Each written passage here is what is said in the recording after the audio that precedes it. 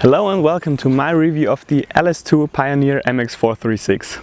I've bought this helmet last summer and since then I've been riding about 3,000 kilometers or 1,900 miles wearing it.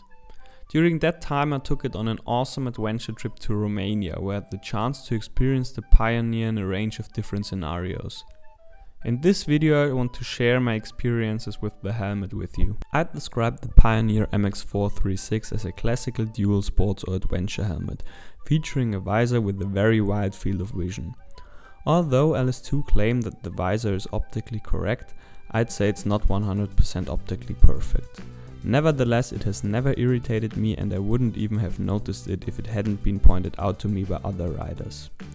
It features a drop-down sun visor which works very well, even with glasses. Generally speaking, the Pioneer helmet is very suitable for using it with glasses. No problem at all, even with the sun visor. Although I personally prefer a double D-ring, the ratchet strap appears to be very well made and can be operated using only one hand. The airflow of the helmet is incredibly good, which is no surprise considering the multitude of air vents. There's a big central chin inlet, one inlet each side alongside your jawbone, two on your forehead, two outer and one central outlet at the back of your head, and two outlets over the base of your skull. The central chin inlet is the only air vent which can be opened and closed. This works very well, even with thicker motorcycle gloves. I personally like the edgy look of the helmet, but as always it's purely a matter of taste. The Pioneer MX436 comes in a range of different colors and graphics. I will put the link to the LS2 homepage in the description below. Enough talk! Okay, let's see how it does in the field. Let's start with the things I like about the helmet. On our journey to Romania we avoided motorways and mainly rode on country roads, reaching from bigger main roads to small byroads. The Pioneer works very well in such conditions. The aerodynamics are surprisingly good for an off-road helmet, especially in this price bracket. Cruising at 90 km per hour or about 56 miles per hour, there is hardly any lift or downforce, and even when turning your head the forces experienced are not much worse compared to a street helmet. You can fine-tune the aerodynamic properties of the helmet by fiddling with the adjustable peak and make it fit your individual riding position. The Chinstrap is comfortable to wear and doesn't rub or scratch against your throat. The ventilation is amazing and I appreciate the excellent airflow, especially if it's hot and dry. When things get twisty, the wide field of vision shows its advantages. Especially in tight hairpins, it is a lot easier for you to take a glaze over your shoulder mid-corner, aiming for the apex or the exit of the corner. When entering a fast set of bends, it helps you better anticipating the future course of the road and spotting oncoming vehicles earlier. Unsurprisingly, when riding off-road, the wide field of vision doesn't hurt either. Especially in fast sections where you're constantly switching your focus between looking far ahead and avoiding obstacle stones and gutters right in front of you, it comes in very handy. The visor seals tight and even on sandy roads when riding behind my mates I never had any problems with sand or dust coming inside the helmet.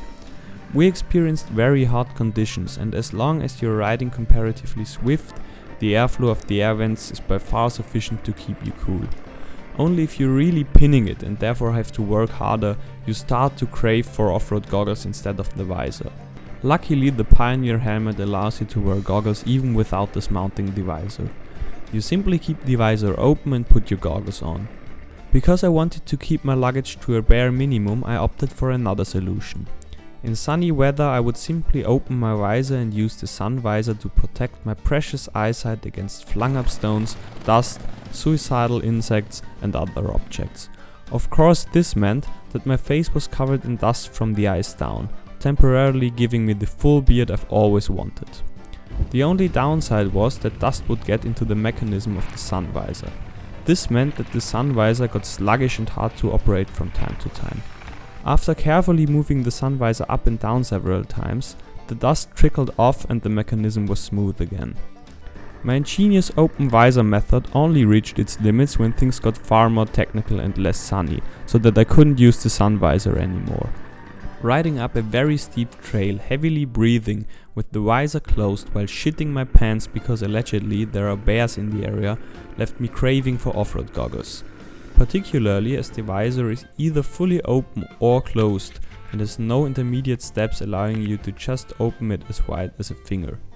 But as said before, this is not the helmet's but purely my fault for not bringing off-road goggles with me.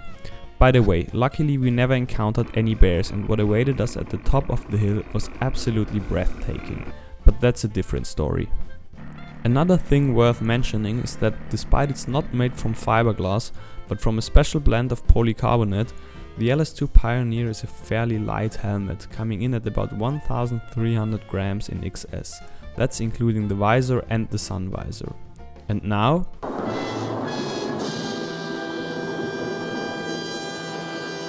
things I don't like about the helmet. Of course, the outstanding airflow is brilliant in hot weather, but as mentioned earlier, the central chin inlet is the only air vent which can be closed. This means that all the other air vents remain open, no matter what. As you can imagine, in cold weather that's not very helpful. Closing the chin inlet helps, but there's still cold air rushing in through all the other vents. Especially at high altitude in the evening or early in the morning in a narrow valley alongside the river, before the sun had the chance to warm things up, it can get chilly inside the helmet. We were lucky and didn't experience heavy rain, but other riders report that in heavy rain, water will enter the helmet through the air vents and you will end up with a damp head.